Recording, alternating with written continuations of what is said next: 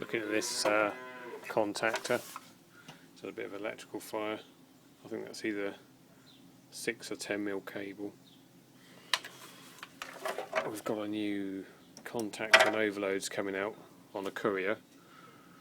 It's just been diagnosed by the Sparky. Hopefully we can get it running.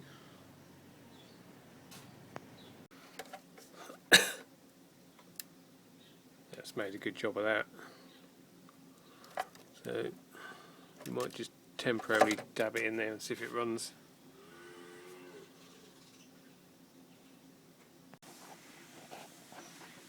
Alright, see what happens.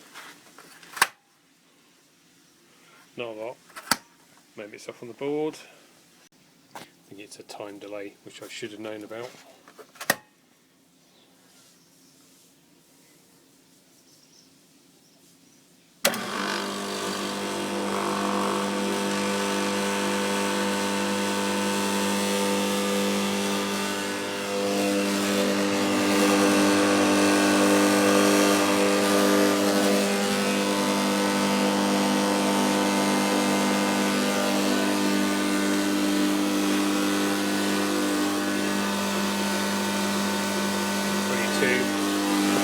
Rated at about 30 something, I think.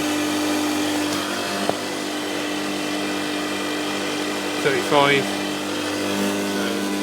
Still under. Gas in there, which is good.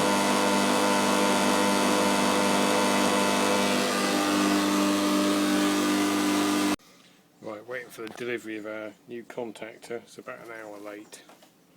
We've checked the run capacitor. It should be 50 microfarads, and we've got 113 nanofarads there, so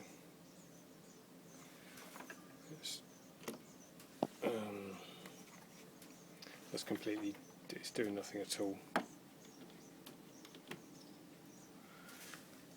50.3, that's a brand new genuine Copeland spare part for that compressor, so we'll see if we can squeeze it in the box down here. It's a bit longer than the original.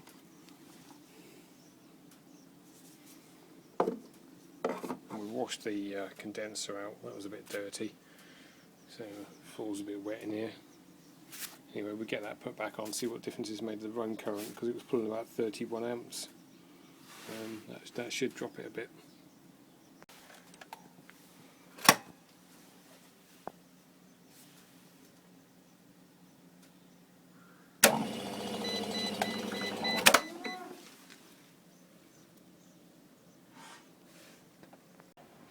Right, I've had to put a new start cap on there as well, because that apparently died when I turned it on last time.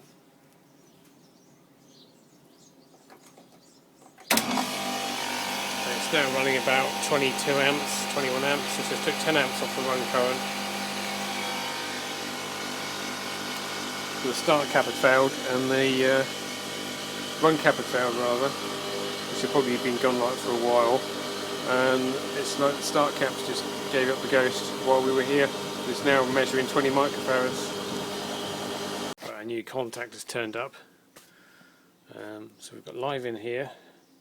It's linked out there. Goes through the B6 6 amp MCB that does the crankcase heater for a normally closed contact, and also goes off to feed the control circuit.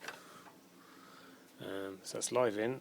Comes down to here, it's looped round with that wire into the centre, then comes through again, and then goes off to the compressor, and the neutral comes in here and goes straight through to here. So each one of the poles is taking the same amount of current. You've got to trick it, because it's single phase, you've got to trick it into thinking it's 3 phase. If you only use 2 of the poles, it would trip because it sense a phase imbalance. By doing that loop, it'll work okay.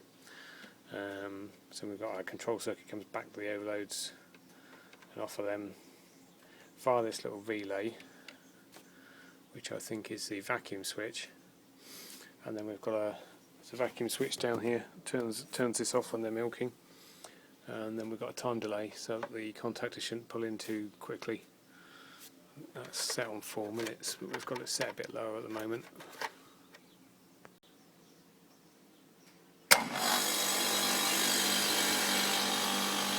sounds good. Let's get the amp meter on there.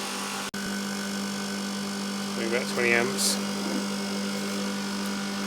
If we push that in, it should stop. That'll be the same as the overload's tripping. So we know that's wired right.